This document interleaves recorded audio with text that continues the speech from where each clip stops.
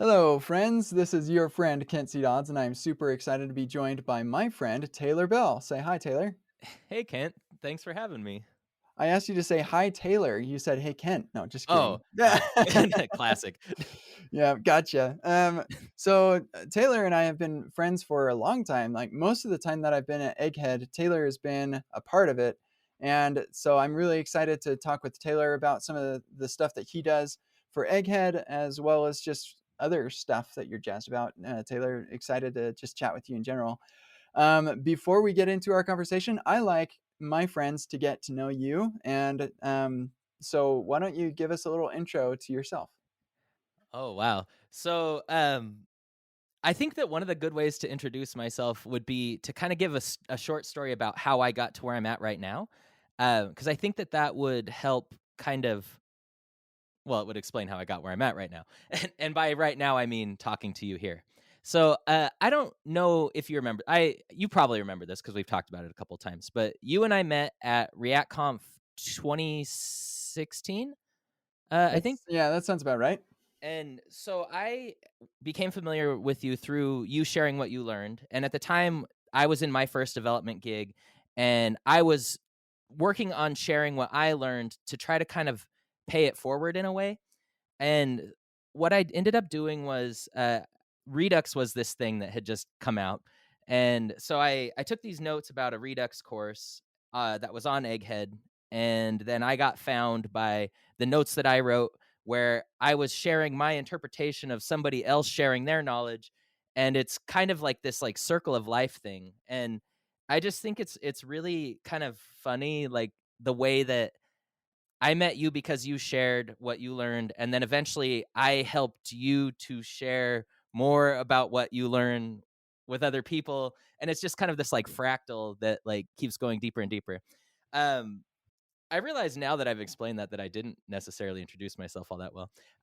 So, um, I work at Egghead. Lately, my one of my main focuses is helping instructors plan the courses that they're going to teach through a process that's actually an academic discipline called instructional design, which is what I'm going to be talking with you about today. What we'll be talking about together today. Um, but yeah, so I haven't written code full time in a little while. Um, I still do for fun, but it's not been my main focus. I've kind of shifted more to helping people who are developers teach other developers at all sorts of different skill levels.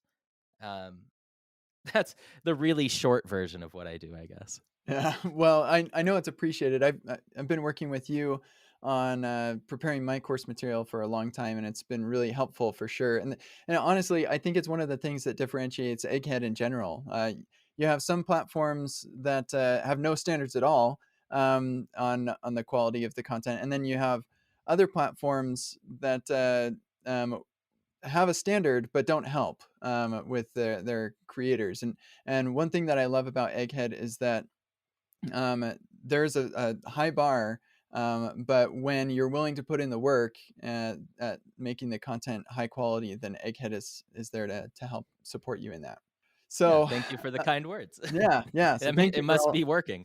Yeah, I mean, and it's not just the Egghead videos and courses that I've made, but also like testing JavaScript and Epic React have both benefited greatly from your help.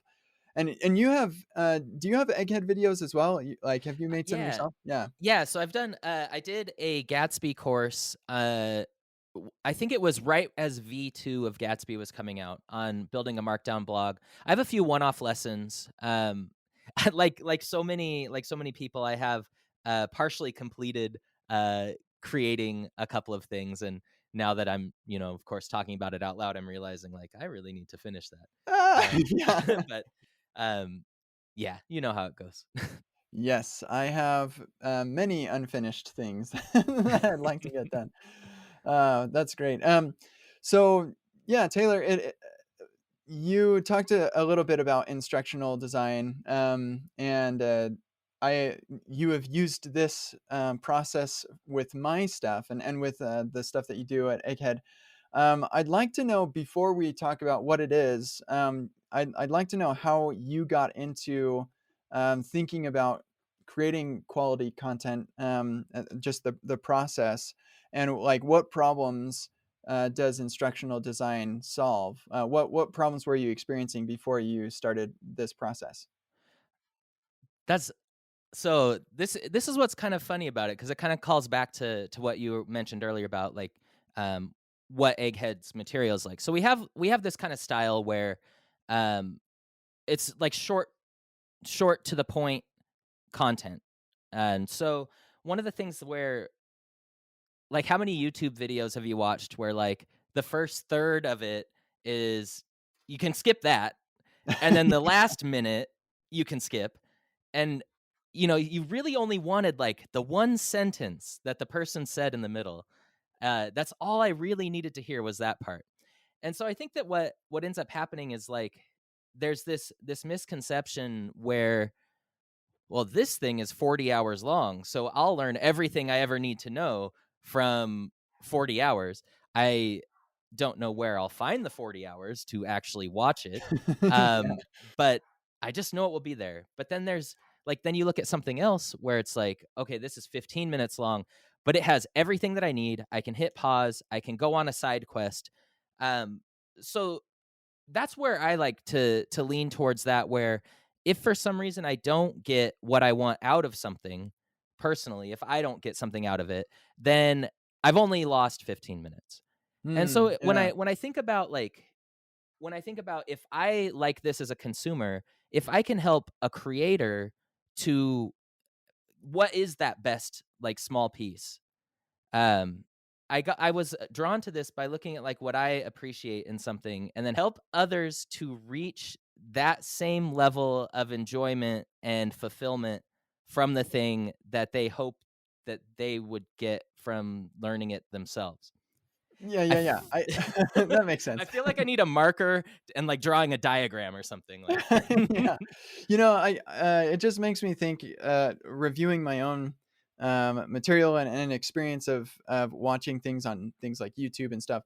And I definitely have, videos and content of my own where the first couple minutes and the last little bit are totally useless, especially, my live streams. I only record those because people ask me to. I don't know what they get out of those, because it's very low quality, like very low value to minute ratio stuff, but it's free, and I don't have the time to make it high quality in a sustainable way. And but then I see, some of these YouTubers, or people just throwing together a video that spend a lot of time making this video, but then they spend a lot of time wasting our time. So it's like a 4 minute video, and 3 minutes were like their intro or whatever. Yeah. And so if you're going to put in the time, then to make it high quality, then you may as well, um, get right to the punch, and actually provide a huge amount of value. That was like a much more succinct way of putting what I was trying to get at. So Yeah. thank you for that. Yeah, yeah. So you were in this situation where you're like, I want to make sure that I can help people get their content to the punch, and just provide that high value to minute ratio content. How does instructional design help in that goal? So I think that it's sort of like the difference between, like you mentioned, live streaming, and if somebody's just going to like hop on Twitch or whatever, and they're like, I'm just going to hack on something for a while, and we'll just see where it goes. Um, which is fine. It's like it's entertaining. Um, Not necessarily useful. Could be. But with instructional design, we kind of like flip that on its head, where you look at like what the end goal is first. And then it's like, if I know that I want somebody that I'm teaching to to be able to do the thing I'm going to show them in another scenario by themselves, to remix what they've learned from me, then I know that I want to work backwards. And so one of the things that was really eye opening for me on this was Amy Hoy has a book, Just Bleep Ship. Um, yeah, I'll leave it at that. So Amy Hoy wrote a book about planning, and one of the things, it's not just planning, it's backwards planning. So when you start, the metaphor that she uses is like a Thanksgiving dinner. And so it's like, okay, so if you were looking at it in a forward way, it's like I will put the turkey in the pan and da da da da da. I'm going to make this Thanksgiving dinner. But if you plan it backwards and you know we're going to eat dinner at 4 o'clock and the turkey takes 8 hours, so you start going backwards and you know for certain that you're going to be able to get from point A when you wake up Thursday morning to point B eating dinner with your friends and family at 4 o'clock.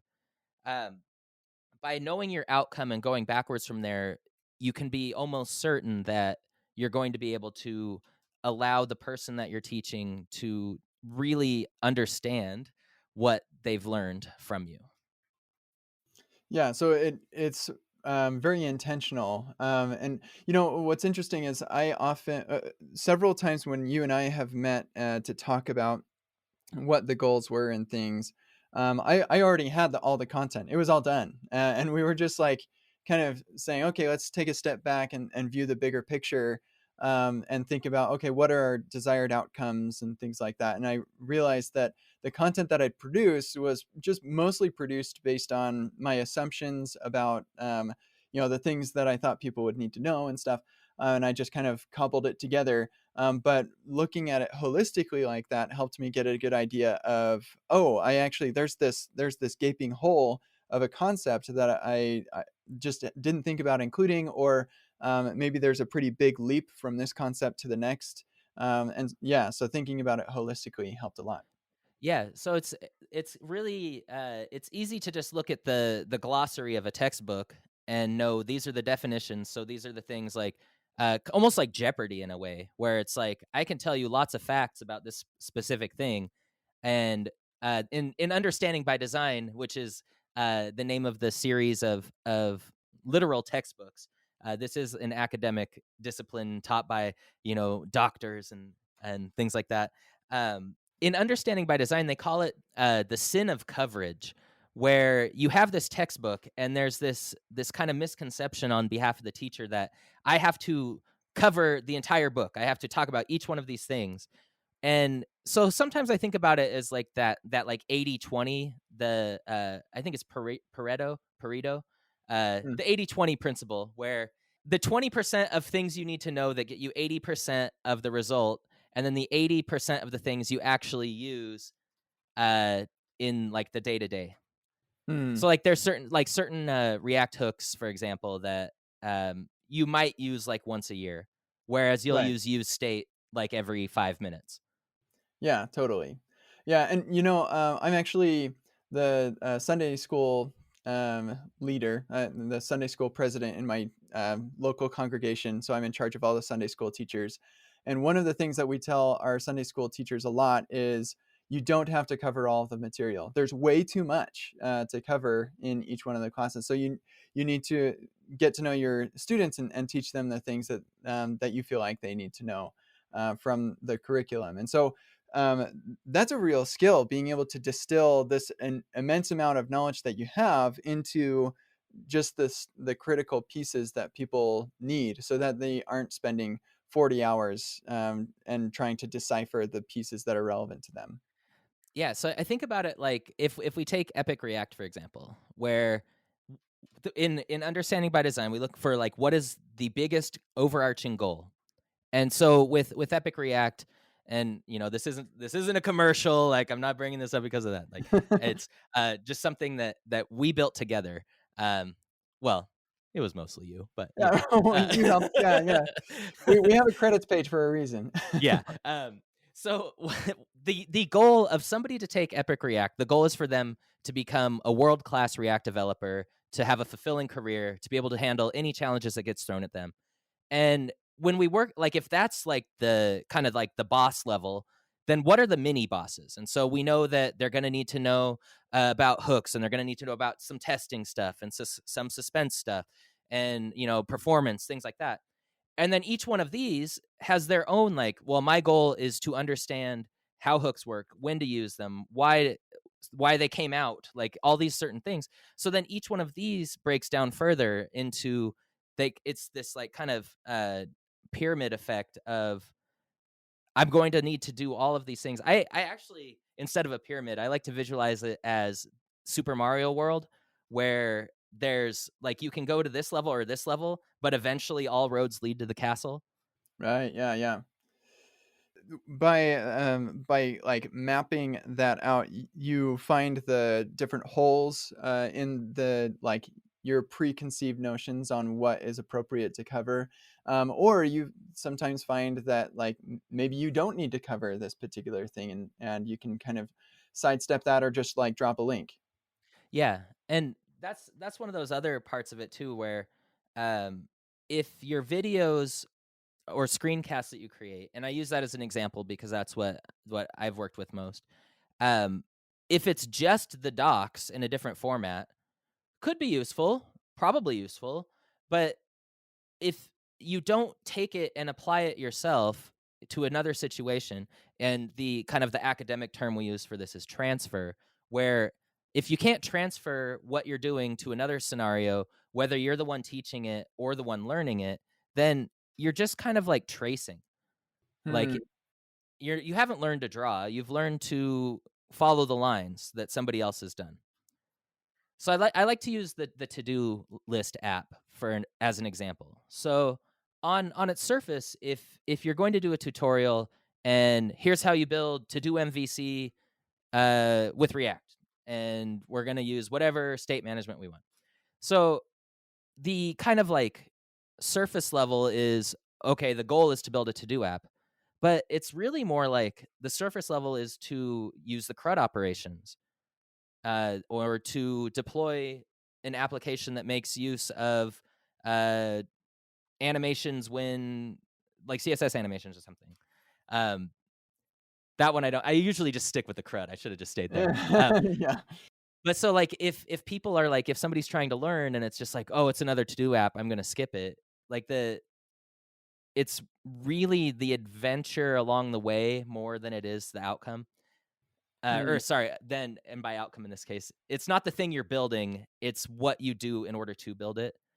So let's keep digging into this to-do list example. So if if I was going to help somebody to plan how to teach a to-do list app as an understanding by design practitioner, um, I just kind of made that up. I'm not officially a practitioner. I'm not sure if that's a real thing. But so we look at the desired outcome. Like I mentioned, it's not to build a to-do app. It's to build an application that uses the CRUD operations.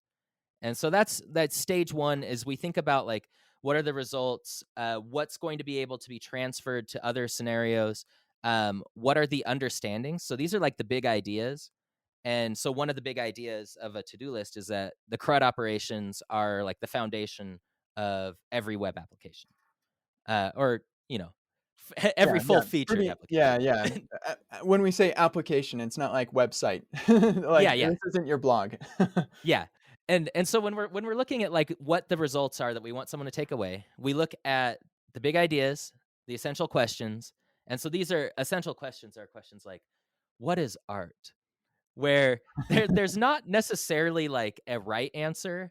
There are certainly wrong answers, but it's really like what am I going to want the person to think about as they do this? And so, for example, it'd be like, what order of operations should I do? So if I in a to do list, I can't remove something unless I've added something, but there's all these types of things like that. We also look for knowledge and skills. So this is where that kind of factual stuff comes in. So it's not just the crud as a vocabulary word, but the skills of actually like, I don't know, writing an async await function that blah blah blah does the thing. So that's a skill, a discrete skill in and of itself. And so these are things that like when I plan this with an instructor, for example, this is the type of thing that somebody should be able to take away no matter what the demo is.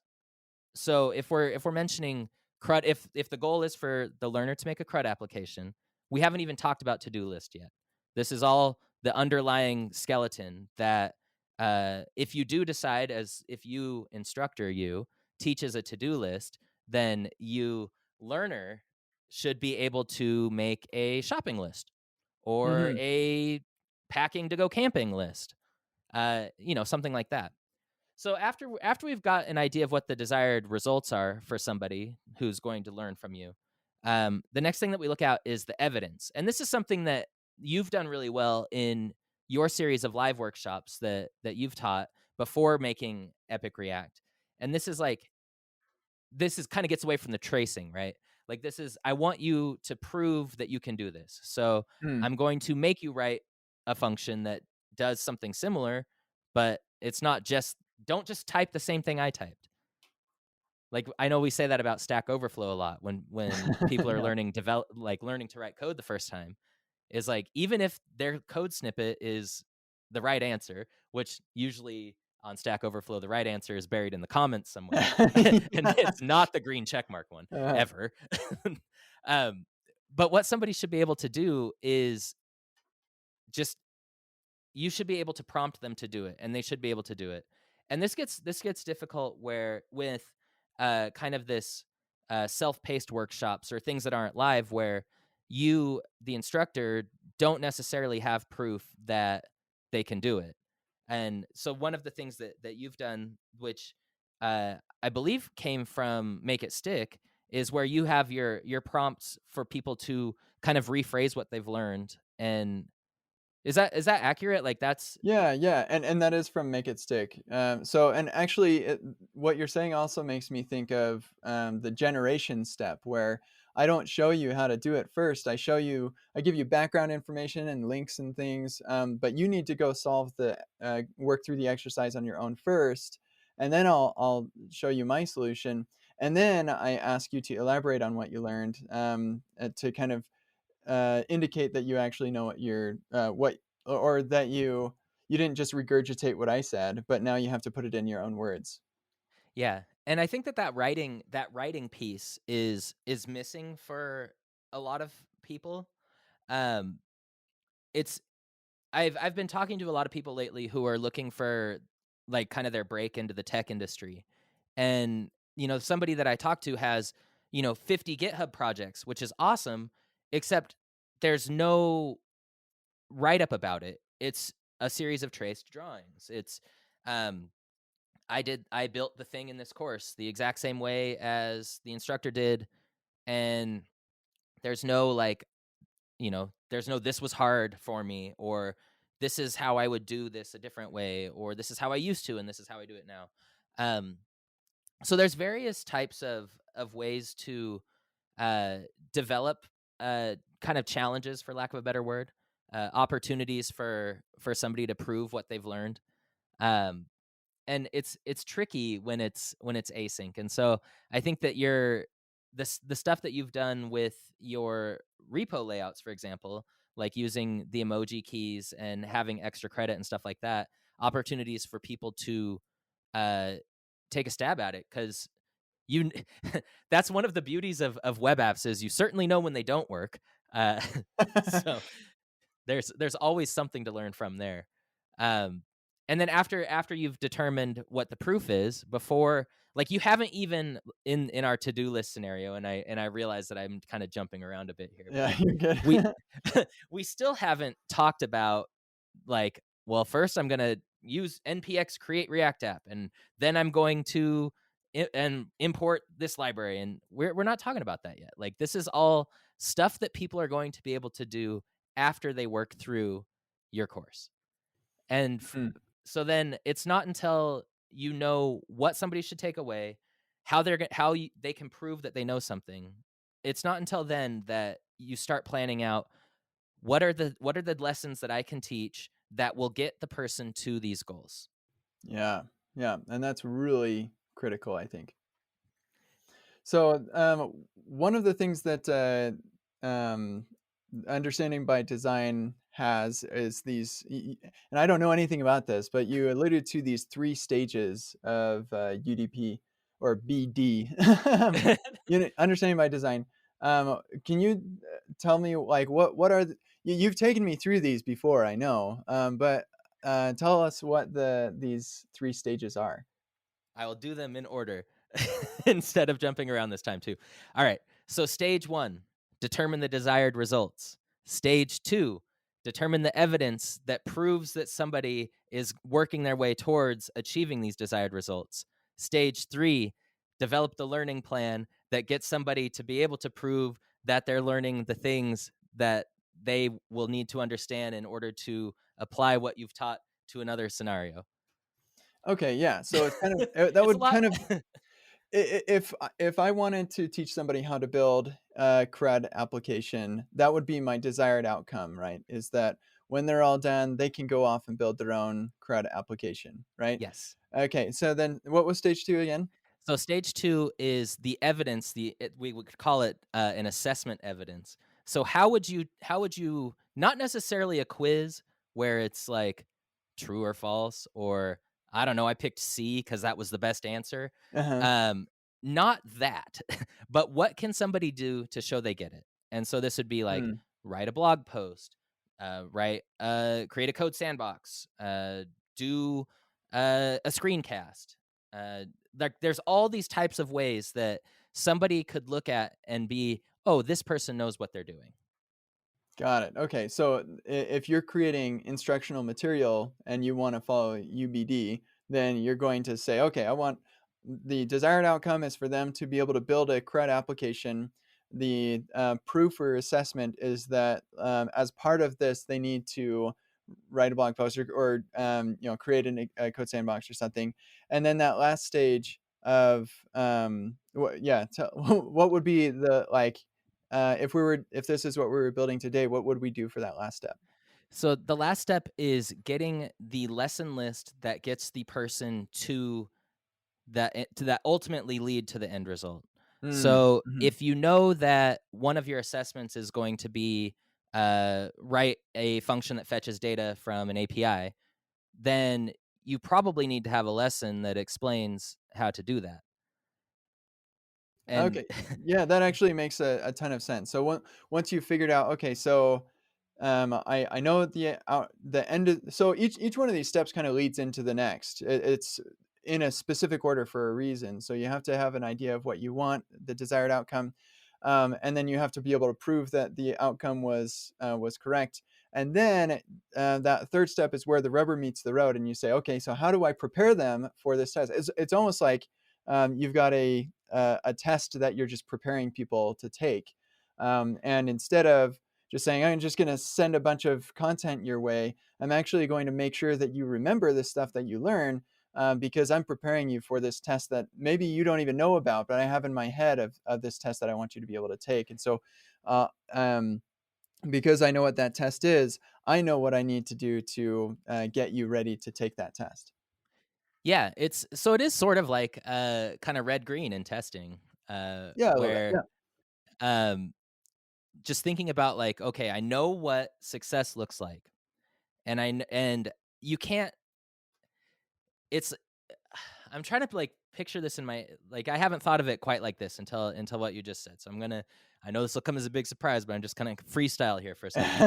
So so if your big outcome and is for the person to be able to build a CRUD application, and you the instructor are using a to-do list, and one of your challenges will be, so for example, if you fetch like, I don't know, if you're teaching how to make a query and you fetch the Star Wars API stuff, the way that somebody interacts with that API is going to be slightly different than if they interact with the Pokemon API. But ultimately, Hmm. it's the same idea. And so you'll never know what other APIs that a person will need to interact with. But if they've seen you do it in video one way, and then they've had a challenge to do it in another way, then they should be able to, on their own now, choose anything in the whole world and determine what is the same and different about the examples that you gave, the challenge that you gave, and what they should do in their real day-to-day life. Yeah, that makes a lot of sense. I think that results in at least thoughtful content for sure. So we're reaching the end of our time. Was there anything else you wanted to mention before I give us our homework assignment? Well, uh, it's a lot to it, and I realize that it sounds like only 3 steps, but they're 3 recursive steps, and it's kind of overwhelming sometimes, but it's a lot of work up front for a much higher quality result.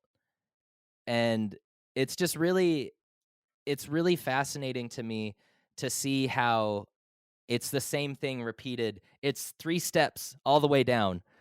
Every sub-step has its own 3 steps. Um, it's just I just love talking about this stuff.